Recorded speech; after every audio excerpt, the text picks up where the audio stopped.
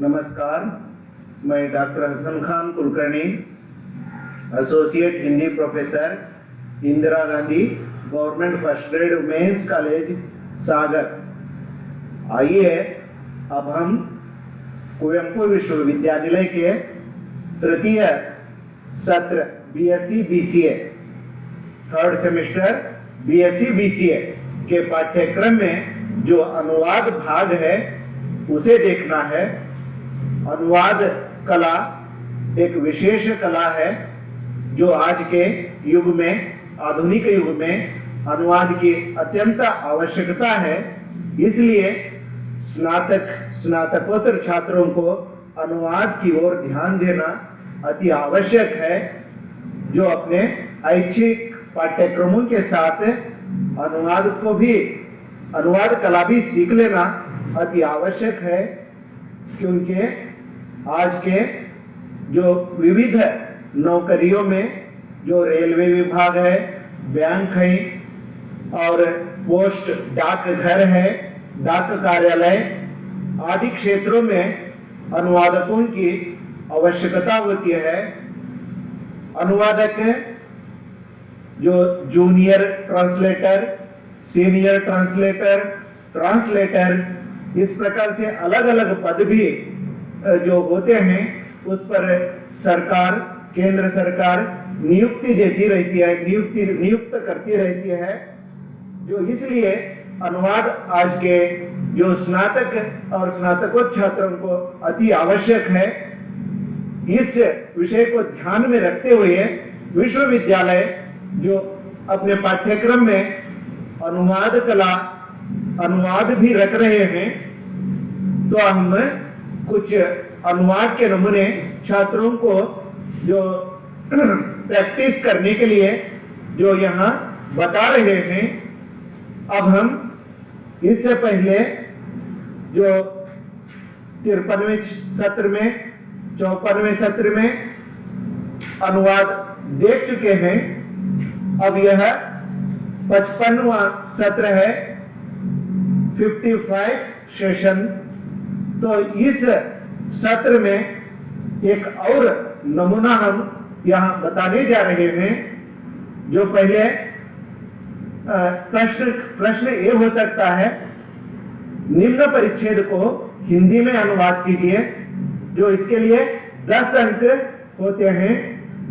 जो 10 अंकों के लिए शायद एक 6-7 पंक्तियों से 10 पंक्तियों तक होने वाले एक परिच्छेद, पैराग्राफ को अनुवाद करना पड़ता है। तो यहाँ एक छोटा सा परिच्छेद नमूने के तौर पर हम पेश करने जा रहे हैं। पहले हम इसे कन्नड़ में देखेंगे, बाद में अंग्रेजी में देखेंगे, उसके बाद जो उसका अनुवाद किस प्रकार करना है हिंदी में, जो एक उत्तर के रूप में हिंदी में अनुवाद का जो परिच्छेद पैराग्राफ देखेंगे। आइए अब हम देखते हैं जो कन्नड़ में पैराग्राफ है, जो इस प्रकार है। ಕೃಷ್ಣಾ ನದಿಯ ತೀರದಲ್ಲಿ ಒಬ್ಬ ರೈತನು ವಾಸಿಸುತ್ತಿದ್ದನು. ಅವನ ಮನೆಯ ಹತ್ತಿರದಲ್ಲಿ 3 ಎಕರೆ ಜಮೀನು ಇತ್ತು. ಅವನು ಜೀವನಾಂಶಕ್ಕೆ ಈ ಭೂಮಿಯನ್ನು ಅವಲಂಬಿಸಿದ್ದನು. ಒಂದು ದಿನ ಭೂಮಿಯನ್ನು ಉಳುತ್ತಿದ್ದನು. ಆಗ ಅವನಿಗೆ ಹೊಳೆಯುವ ವಜ್ರ ಸಿಕ್ಕಿತು. ಅದು ಬಹಳ ಆಕರ್ಷಕವಾಗಿತ್ತು. इस प्रकार यह जो एक कन्नड़ का जो पैराग्राफ हुआ, परिच्छेद हुआ, तो बाहर के राज्यों के छात्रों को अगर कन्नड़ जो नहीं पढ़ते अथवा अपने भाषा में कन्नड़ नहीं पढ़े हैं, ऐसे छात्रों को अंग्रेजी का एक पैराग्राफ यहाँ दिया गया है। तो वह इस प्रकार है। Once upon a time there was a farmer living on the banks of the river Krishna. Close to his house he had 3 acres of land. He depended for his living in this land. One day he was plowing his land, अर्थात वह एक दिन अपनी धरती को जो धरती में काम कर रहा था, खोदी कर रहा था, तो he noticed a bright diamond. It was very attractive. तो इस प्रकार यह जो अंग्रेजी का नमूना है, तो ये कन्नड़ और अंग्रेजी के नमूने को हम पढ़कर हिंदी में अनुवाद करना है। आइए देखेंगे हिंदी में किस प्रकार इसका अनुवाद हो सकता है, किस प्रकार हमें इसे अनुवाद कर सकते हैं। तो उत्तर के रूप में 10 अंक के लिए अनुवाद है यह।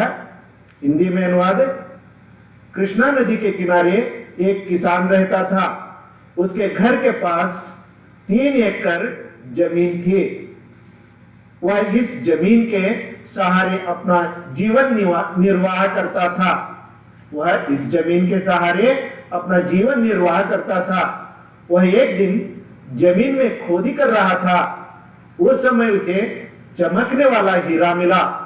वह बहुत सुंदर और बहुत आकर्षक था। इस प्रकार जो कन्नड़ के पैराग्राफ को हम हिंदी में अनुवाद कर सकते हैं, और कुछ पैराग्राफ थोड़े बड़े रहते हैं, तो सही अनुवाद करने पर, यानी उसमें काकी के गलतियां और व्याकरण सही होने पर, भाषा सही होने पर 10 के 10 अंक मिल सकते हैं। तो इस प्रकार हम अनुवाद करना चाहिए। धन्यवाद।